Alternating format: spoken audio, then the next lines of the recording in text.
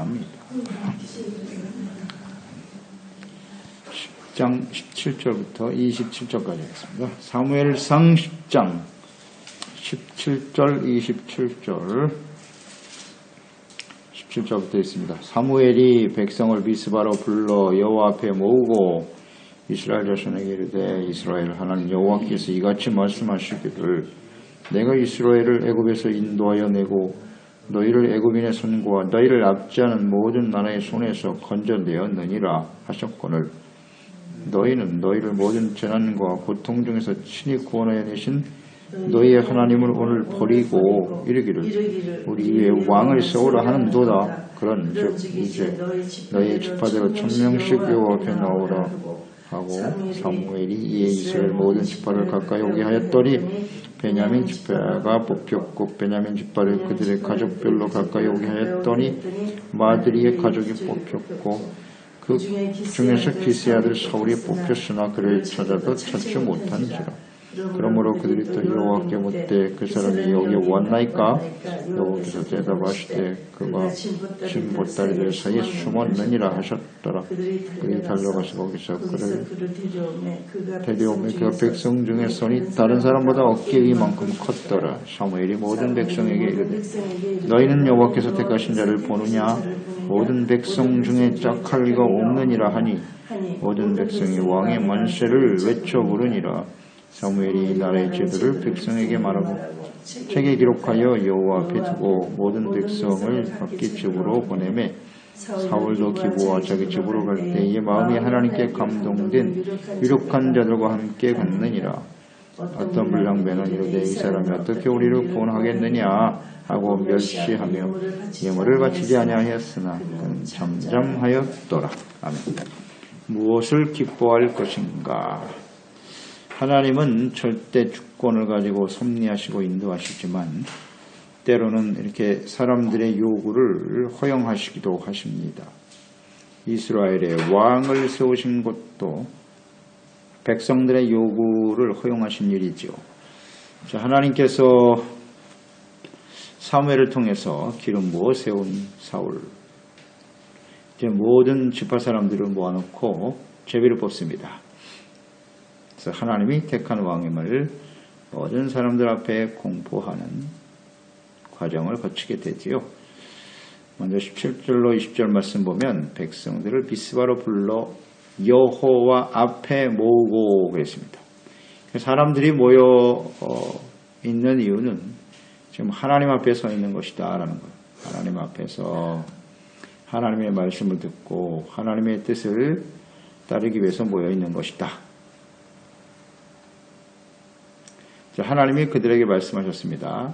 나는 너희를 애굽에서 인도하였다.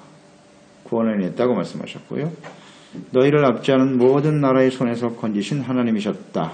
사사시대를 지나면서 그들이 이방인들에 의해서 짓밟혀 고통당하고 부르짖을 때마다 하나님이 구원해 주셨죠. 구원하신 하나님이셨다. 모든 재난과 고통 중에 친히 구원하신 하나님을 너희가 오늘 버리고 지금까지 구원하시고 인도하신 하나님을 버렸다는 거예요. 버리고 우리 위에 왕을 세우라는 요구, 하나님이 왕이 되어 구원해 주셨는데 그 하나님을 버리고 사람이 우리를 다스리게 하소서, 이런 어리석은 백성들이 있나. 하나님이 다시 한번 강조하시는 거죠. 이 왕이 세워지는 것은 너희가 하나님을 버렸기 때문이야. 그에 대한 이 말씀을 다시 한번 공포하시는 것은 이에 대한 모든 앞으로 벌어질 책임은 너희들에게 있다. 너희들이 이걸 선택했으니, 자, 이것을 우리는 생각하게 되죠. 우리 위에 왕을 세우라는 요구를 하나님이 허용하셨다. 자, 하나님께서 이렇게 사람들의 요구를 허용하시는 일이 과거에도 있었어요.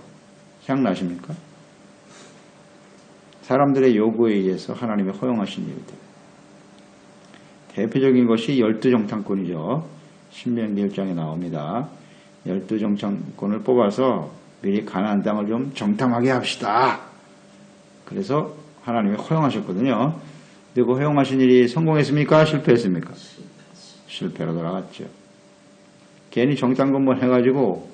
여호수아 갈렙이 나머지 10명은 우리 못 들어간다고 주저앉아 버렸어요. 그런 바람에 백성들이 원망하고 탄식하고 불평하고 그러다가 광야에서 다 죽었도다 실패했어요. 자, 이걸 잘 알아야 돼요. 사람들의 요구를 때로는 하나님이 허용하시는데 이제 하나님은 좋은 기대를 가지고 계십니다만은 인간의 요구, 다시 말하면 하나님의 절대 주권에 순종하려고 하는 그 자세를 버리고 자신의 뜻을 관철시키려고 하는 것은 매우 위험한 일이라는 거예요. 이걸 가르쳐 주시는 거예요. 이미 과거에 실패한 경력이 있어요. 그런데 또다시 하나님을 버리고 우리의 뜻대로 되게 해주세요. 하하, 이거 참 위험한 일입니다. 자, 우리가 하나님의 자녀로 살아간다고 하는 것은 하나님의 절대 주권을 인정하는 사람들이고 하나님의 주권을 거스리면 절대 안 됩니다. 이전에는 내 뜻대로 살았어요. 하나님이 안 계실 때, 하나님 모를 때는 내가 주권자잖아. 내 마음대로 사는 거예요. 그러나 하나님의 백성은 그렇게 살면 안 돼요. 이런 게 교훈이에요. 역사가 증명해주고 있어요. 우리 다시 한번 결심해야 돼요. 하나님의 주권과 뜻을 거스리는 일은 절대 하지 말자.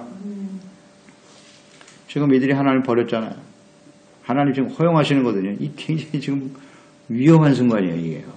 주님께서 이 말씀을 하시는 것은 지금이라도 너희들의 뜻을 철회하고 하나님의 다스림을 순응하는 것이 어떻겠냐.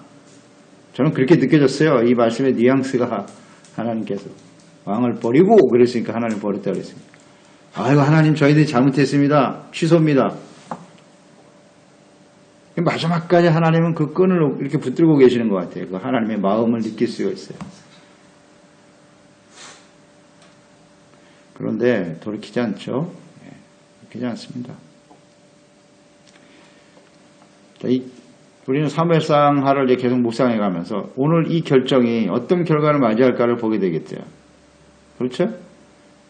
성경은 과거, 현재, 미래가 보여요. 우리의 미래가 환히 보이는 거예요. 오늘 이런 성향을 가지고 하나님의 말씀과 뜻보다는 여전히 나의 생각과 뜻을 고집하면서 살아가는 사람이 어떻게 될고 미래가 궁금하십니까? 성경에 보면 쫙 나와. 이게 성공할 리가 있나 이게요. 이런 게 교훈이에요. 성경은 교훈을 얻으라고 기록한 거예요. 우리에게 교훈을 얻으라고. 근데도 이걸 깨닫지를 못하고 안타깝지 않아요.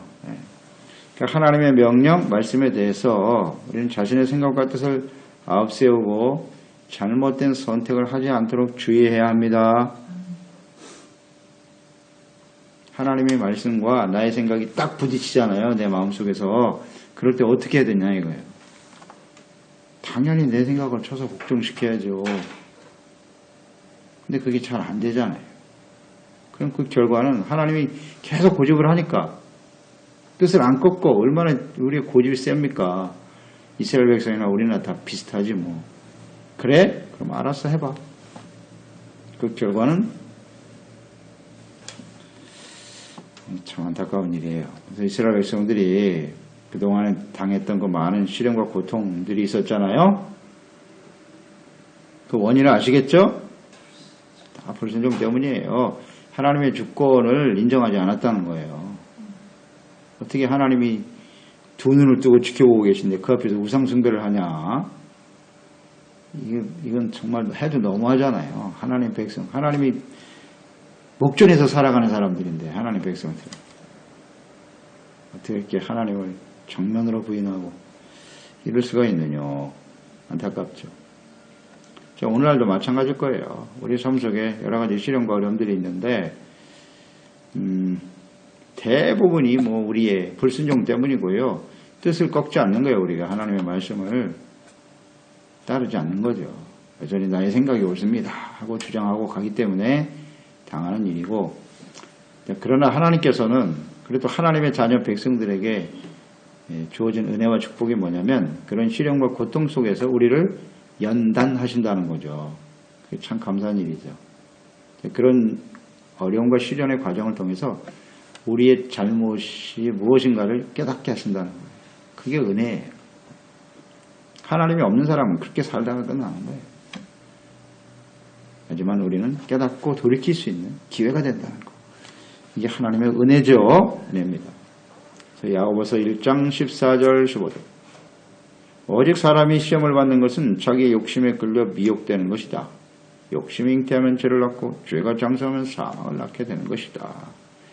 각 사람이 시험을 받는 것은 자기 욕심에 이끌린다는 거 잊지 말자. 욕심 때문에 이런 일이 벌어지는 거예요.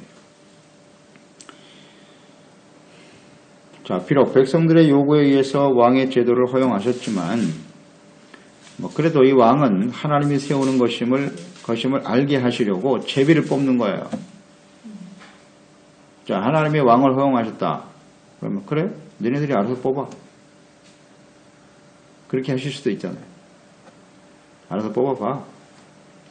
근데 이 하나님이 완전히 이스라엘 백성들을 그래도 버리지 않는 거예요. 끈을 놓지 않고 계시는 이 하나님의 마음을 느낄 수 있잖아요. 그래도 하나님이 사울을 택하여 세우셔서 왕으로 세우셨다. 제비를 뽑는단 말이에요. 이미 결정은 됐죠. 사무엘에게 명령하셔서 사울을 만나 기름 부어 너는 이 나라의 왕이 될 거야. 그러면 많은 백성들에게 이 사울이 왕이라는 사실을 어떻게 알릴 것이냐. 하나님께서는 가장 정당하고 모든 사람들이 용납할 수 있는 방법, 제비뽑기를 사용하셨어요. 모든 지파 모여라. 제비를 뽑았는데 12지파 중에 베냐민 지파가 뽑히는 거예요. 뽑혔어요. 뭐 할 말이 없잖아요. 제비를 뽑았는데 뭐. 그 다음에 또 그 베냐민 지파 사람 모여라 하고 뽑았는데 사울이 뽑힌 거예요. 그러니까 뭐 모든 사람들이 다 제비 뽑기를 보면서 야, 이거 하나님이 택한 사람이구나 라고 인정할 수밖에 없는 그런 상황들. 제비를 뽑았다.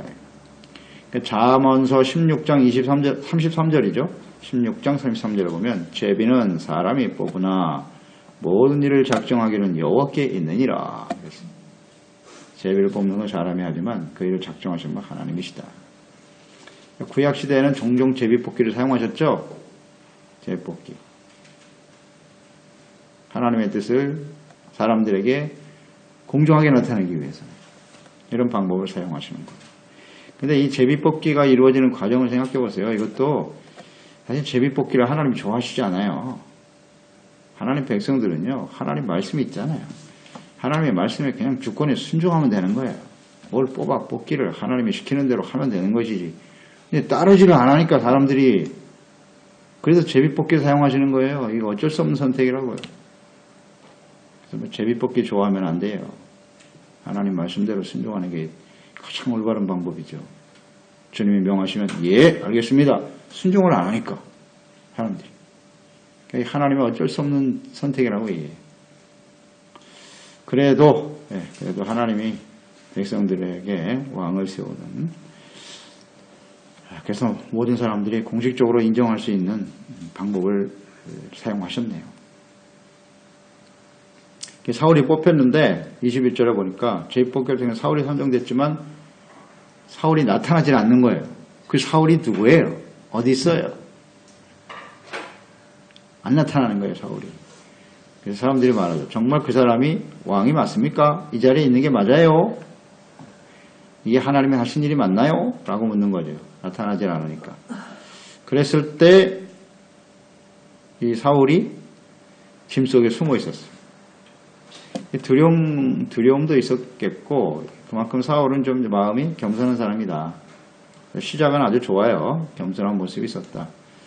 근데 물론 그가 겸손한 모습이 원래부터 갖고 있었지만 이렇게 겸손한 모습을 가지고 있었던 것은 하나님의 영이 부어졌기 때문이고 새 사람이 됐잖아요. 새 사람과 새 마음을 이미 하나님이 주셨어요. 그래서 이런 겸비한 자세가 있었다는 생각을 하게 됩니다. 그러니까 하나님의 영으로 거듭난 하나님의 자녀들은 이 온유와 겸손은 주님의 마음이거든요. 이게 정상이에요. 하나님의 영으로 거듭난 사람은 하나님의 자녀는 온유하고 겸손, 이런 사울 같은 모습을 가지고 있어야 돼요. 그게 맞아요. 그렇습니까? 온유하고 겸손한 마음이 없다면요, 그럼 거듭난 사람이 아니에요. 아주 분명해요, 이거는요. 문제는 처음에 하나님이 주셨던 하나님의 마음이잖아요. 그게 온유하고 겸손한 마음을 주셨는데 이것이 어떻게 계속 유지될 수 있느냐의 문제죠. 이건 또 다른 문제예요. 그렇기 때문에 우리가 성령으로 거듭나서 온유하고 겸손한 마음을 하나님이 심어주셨으면 그 마음을 잘 지켜야 돼요. 온유하고 겸손한 마음을 계속 유지하도록 어떻게 해야 돼요? 배우라고 그랬잖아요. 예수님께서. 나는 마음이 온유하고 겸손하니 내 멍에를 메고 내게 와서 배우라. 배워야 돼요. 이 배움을 그치면 안 돼요. 계속해서 말씀을 통하여 배우는 일을 게을리해서는 안 되고 또 우리의 마음을 지키기 위해서 기도와 말씀으로 깨어 훈련되어져야 하는 것입니다. 그런데 이걸 그쳐버리면 배우는 걸 그치고 기도하고 하나님의 성령의 인도하심을 더 이상 받지 못한다면 그 마음이 한순간에 부패하겠죠. 그 온유하고 겸손한 마음이 교만한 마음으로 바뀌는 거 이건 한 순식간이에요. 순식간에 바뀌어요. 사울을 보세요. 이렇게 겸손하기 시작했는데 어떻게 돼가는지 보면 알죠. 이제 이건 사울만의 이야기가 아니에요. 늘 우리가 성경을 묵상할 때 중요한 관점은 뭐예요? 이건 어떤 한 사람의 이야기가 아니에요. 그럼 그건 진리가 아니죠. 사울에게만 적용이 되는 말씀이다. 이거는 그럼 그건 진리가 아니에요. 모든 사람들에게 똑같이 적용이 되기 때문에 그게 진리인 거지. 맞습니까? 옛날 이야기가 아니에요. 어떤 사람 위인전을 보는 게 아니라고요. 진리예요. 진리. 모든 사람이 이와 같이 된다는 거예요. 성경이 그걸 증명하고 있고 역사가 증명하고 우리 개인의 삶이 증명하고 있잖아요. 한순간에 겸손했던 사람이 얼마나 심각하게 부패해가는가. 사실이거든. 그래서 우리의 관건은 마음을 지키는 거예요. 이 새 마음을 주신 것을 절대 변질되지 않도록 말씀과 성령으로 깨어있는 사람이 되어야 하겠습니다. 네, 이거 잃어버리면 끝이에요. 마음을 지킨다는 게 얼마나 중요한지 생명의 근원이 이에서 남이니라. 죽고 사는 것이 우리의 마음에 있는 거예요. 우리가 죽는 이유는 뭐라고요? 죄 때문에 죽는 거예요. 마음을 지키지 못해서 죄 가운데, 죄악 가운데, 교만이 죄악의 본질이라고 그랬죠? 교만과 욕심, 여기에 마음을 빼앗기기 시작하면 그 결과로 죽는 겁니다. 그러니까 우리는 살기 위해서 온유와 겸손한 주님의 마음을 지켜가는 게 대단히 중요해요. 근데 사람들은 뭐 마음을 지키는 데는 별로 관심 없죠. 자신의 육체를 위해서, 자신의 만족을 위해서 세상에서 얼마나 잘 먹고 잘 살아야 되나 여기만 관심이 있잖아요. 그럼 뭐 거의 다 죽는다고 봐야죠. 거기에 마음을 빼앗기고 살면 그게 인생의 전부라고 생각하면 거의 죽는다고 봐야죠. 그러니까 참 이게 중요한 문제란 말이에요. 우리가 마음을 지켜야 된다고 마음을. 온유와 겸손 절대로 없어요. 우리에게는. 그런 마음이 태어날 때부터 가지고 있는 사람은 아무도 없음. 성령의 열매입니다. 하나님의 영이 임하시고 하나님의 말씀으로 깨우쳐지고 회개하고 돌이킬 때 계속 유지되는 것이 이게 참 중요한 건데. 자, 23절 24절 보세요. 사울이 드디어 나타났어요. 이제 사람들 앞에 쫙 나타났는데 키가 커. 얼마나 키가 큰지 그냥 사람들 전부 어깨 밑에 있어. 사람들이 키가 준수하게 생겼어. 사람들이 이걸 보고 얼마나 좋아하는지 몰라요. 보세요. 사울을 보고 어땠다고 백성들이요? 왕의 만세를 부르면서 얼마나 기뻐했는지 몰라. 사람들이요. 모든 백성이 왕의 만세를 부르니라. 만세 부르고 좋아하는 거 보세요. 자, 이걸 또 묵상을 하고 넘어가야 돼. 이 사람 지금 왜 좋아하는 거예요? 이렇게? 기뻐하고 좋아하고 있네요. 이들이 즐거워하고 좋아하는 이유는 어디 있었고? 이거 잘 묵상해 보세요. 자, 이 사람들은 지금 왕을 세우신 하나님께 감사하고 좋아하고 있는 것일까? 아니면 자신들의 소원이 성취된 것에 대한 기쁨과 즐거움일까? 아주 중요한 차이입니다. 여러분 이거 잘 아셔야 돼요. 하나님의 뜻이 이루어져서 좋아하는 게 아니에요. 지금 자신들의 소원이 성취된 걸 기뻐하고 있다고요. 자, 우리가 하나님 앞에 주님을 섬기고 살아가는데요. 우리가 즐거워하고 기뻐하는 이유가 뭐냐? 이거. 잘 생각해 보세요. 나의 소원과 자기의 뜻이 성취되어 기뻐하고 있는 건지, 진정 하나님의 뜻이 이루어져서 그것 때문에 즐거워하고 있는 건지, 미미한 차이입니다. 많은 사람들이 여기다 속아요. 자기 소원에 만족하고 자기 뜻이 이루어지면 좋아해. 그건 내 뜻대로 안 되면 말이죠. 그게 하나님의 뜻인데도 불평하고 원망하고 이런. 하나님도 알고 자기도 알겠죠. 이거 속일 수가 있나. 자기의 소원을 이루는 걸 좋아하는 거야. 이거 우상숭배하고 뭐가 달라요? 물론 하나님께서는 우리에게 소원을 주시고 하나님의 기뻐하시는 뜻을 이루기 위해서 소원을 주신다고 하셨는데 지금 이들의 마음속에 왕을 세워달라고 하는 이 소원이 잘못됐다고 하나님이 이미 말씀하셨어요. 그러니까 우리 마음속에 어떠한 소원이 일어난다고 해서 그게 다 하나님을 기쁘시게 하는 뜻이냐? 아니다 이거예요. 그러니까 우리 마음속에 소원이 일어나면 반드시 점검을 해야 돼. 하나님의 말씀으로 나의 마음속에 일어나는 소원이 하나님의 뜻에 맞는 것인가? 하나님의 말씀에 맞는가? 항상 점검을 해봐야죠. 근데 이런 작업을 안 하잖아요. 그냥 내 마음의 소원이 일어나는 대로 하나님께 구하고 기도할 때도 물론 소원을 구하는 게 기도겠지만 기도 주님께서 가르쳐 주시잖아요. 기도는 첫 번째가 하나님 이름이 거룩히 여김을 받는 거 하나님의 나라와 뜻이 이루어지는 거야. 이게 진짜 기도라고 가르쳐 주셨잖아요. 근데 여전히 이걸 다 무시해버리고 그냥 나의 소원을 이뤄달라고 하나님이 버리는 거 너희들이 하나님을 버리는 거라고 이렇게 말씀하시는데도 즐거워하고 좋아하고 있어요. 왕 세워졌다. 안타깝네요. 자, 이들의 이 기쁨이 과연 어떤 결과를 맞이하게 될 것인가. 이걸 우리는 보게 되겠죠. 왕의 만세를 부르고 기뻐하고 좋아하고 있는데 자, 그 결과는 어떻게 될까? 잘 지켜봐야 되겠죠? 자, 그래서 우리는 무엇을 기뻐해야 되는가? 저는 제목을 그렇게 붙였는데요. 무엇을 기뻐합니까? 하나님을 기뻐해야 되고 그렇죠? 기쁨도 주 안에서 기뻐하라 그랬어요.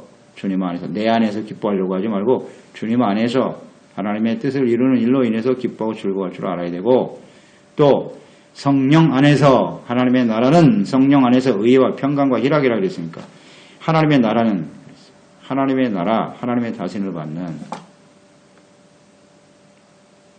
이게 중요하잖아요. 그 안에서 참된 기쁨을 발견해야지. 하나님의 나라는 하나님이 다스리시는 거잖아요. 하나님이 왕이 되어 다스리시는 그 안에서 우리가 기뻐해야 되는 것이지 하나님을 거부하고 하나님 싫어요.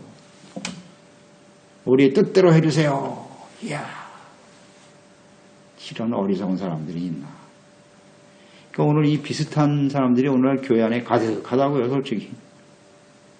자기의 뜻이 이루어졌다고 간증을 하는데 그게 다 하나님의 뜻을 이룬 게 아니라 내가 이렇게 하고 내가 이렇게 기도하고 내가 이렇게 돼서 하나님이 들어주셨다. 말은 하나님 이야기를 하는데 결국 자기의 소원이 이루어지고 내가 대단한 사람. 에이, 치여. 내가 뭐예요? 하나님의 뜻이 이루어지는 게 중요한 거지. 그러니까 이걸 우리는 조심하자 이거예요. 이걸 조심하자. 나의 소원이 아니라 하나님의 뜻이 이루어지는 것이 중요하다. 25절 나라의 제도 왕이 다스리게 될 이스라엘 나라의 제도를 책에 기록하라 그랬어요. 책에 기록하라. 너희들이 이제 요구해서 왕이 세워졌는데 왕이 다스리는 나라는 이러해야 한다. 적었어요. 하나님이 법을 만들었어요. 하나님 말씀에 기준을 딱 정해놓으셨어요. 왕은 어떻게 해야 되고 백성들은 어떻게 해야 한다. 중요한 내용은 뭐겠어요. 아무리 왕이 세워져도 이스라엘을 다스리시는 분은 누구다? 하나님이시다. 이걸 책에 기록하게 하신 거예요. 기록하신 목적은 뭐다? 기준이 되는 거죠. 기준이 돼야 되고 기준을 분명히 하라는 것이고 또 하나는 잊지 말라는 것이고 또 하나는 계승. 계승의 의미가 있어요. 계속 이어져야 됩니다. 그러니까 이스라엘 나라의 지도자는 철저하게 하나님의 말씀에 근거하여 다스려야 합니다. 네. 그 다음 26절, 27절에 보면 자, 왕이 세워졌어요. 그런데 어때요? 반응이 두 가지로 나타나죠. 찬성하는 사람도 있고 그 다음에 불량배들은 우리가 왜 그 사람을 왕으로 인정해야 돼? 반대하는 사람도 있더라. 이거 문제죠. 사람이 세운 지도자는 이렇게 갈리는 거예요. 완벽한 사람은 없어요. 모든 사람이 다 그렇게 따를 수는 없다는 거예요. 그렇죠? 인간 사회가 그렇잖아요. 오늘날도 뭐 지도자를 뽑으면 쫙 반으로 갈라지잖아요. 반은 찬성, 반은 반대. 어쩔 수 없어요. 사람이 세운 지도자는요, 완벽할 수 없다는 걸 여기서 깨닫게 되고, 하나님이 다스릴 수밖에 없는 거예요. 하나님의 다스림에 순종해야 모든 사람이 완벽하게 하나님을 따를 수 있지 않겠어요? 갈등이 시작되는 거죠. 갈등이 시작되는. 그래서 이것 때문에 결국 사울 왕, 그 다음 다윗, 솔로몬까지 괜찮았어. 그 다음 어떻게 됐어요? 쫙 갈라지죠. 북이스라엘, 남유다. 이런 게 여기서 보이잖아요. 사람이 세운 지도자와 이권들은 사람의 방법으로 세워진 것은 반드시 갈라져요. 오직 하나님의 말씀만이 하나 되게 하는 거예요. 잊지 말고. 그래서 우리는 철저하게 자신의 뜻을 버리고 하나님의 말씀에 순응하는 훈련을 끊임없이 해야 되겠습니다. 기도하겠습니다. 하나님 아버지, 오늘도 하나님의 말씀을 통해서 하나님의 뜻을 깨우쳐 주시니 감사합니다. 하나님을 다스림을 거부하고 왕을 세워달라고 요청했던 백성들의 뜻이 이루어졌네요. 그러나 그 과정에서도 하나님께서는 왕은 하나님이 세우시는 것이고 그 하나님의 말씀과 또 하나님의 뜻대로 다스리는 사람들이 되어야 한다 하는 것을 아주 분명히 하고 계시네요. 우리의 요구가 때로는 하나님이 허용하시는 때가 있는데 그것이 다 옳은 것은 아니라는 거 항상 생각하게 하시고요. 하나님 앞에 우리의 소원을 이루어달라고 몸부림치는 어린아이와 같은 신앙은 이제 빨리 버려야죠. 하나님의 뜻을 알고 주님의 뜻을 따라 하나님의 뜻과 나라가 이루어지는 일에 초점을 두어야 하지 않겠어요? 그래서 이제 언제든지 하나님 앞에 순응하는 진실한 주의 백성들 되게 하여 주시옵시고 이제 하나님 앞에 서는 그 순간까지 하나님의 주권을 온전히 인정하고 순응하며 살아가는 것이 가장 안전한 삶이고 가장 확실한 인생이라는 걸 한순간도 놓치지 않게 하시고요. 무엇보다도 온유하고 겸손한 마음 지켜가도록 하나님의 성령님께서 진리의 말씀으로 늘 깨우쳐 주시고 인도하여 주시옵소서. 예수님의 이름으로 기도드리옵나이다. 아멘. 납니다. 10장 17절부터 27절까지 하겠습니다. 사무엘상 10장 17절 27절 17절부터 있습니다. 사무엘이 백성을 미스바로 불러 여호와 앞에 모으고 이스라엘 자손에게 이르되 이스라엘 하나님 여호와께서 이같이 말씀하시기를 내가 이스라엘을 애굽에서 인도하여 내고 너희를 애굽인의 손과 너희를 압제하는 모든 나라의 손에서 건져내었느니라 하셨거늘 너희는 너희를 모든 재난과 고통 중에서 친히 구원하여 내신 너희의 하나님을 오늘 버리고 이르기를 우리 위에 왕을 세우라 하는도다. 그런즉 이제 너희의 지파대로 1000명씩 여호와 앞에 나오라 하고 사무엘이 이에 이스라엘 모든 지파를 가까이 오게 하였더니 베냐민 지파가 뽑혔고 베냐민 지파를 그들의 가족별로 가까이 오게 하였더니 마드리의 가족이 뽑혔고 그 중에서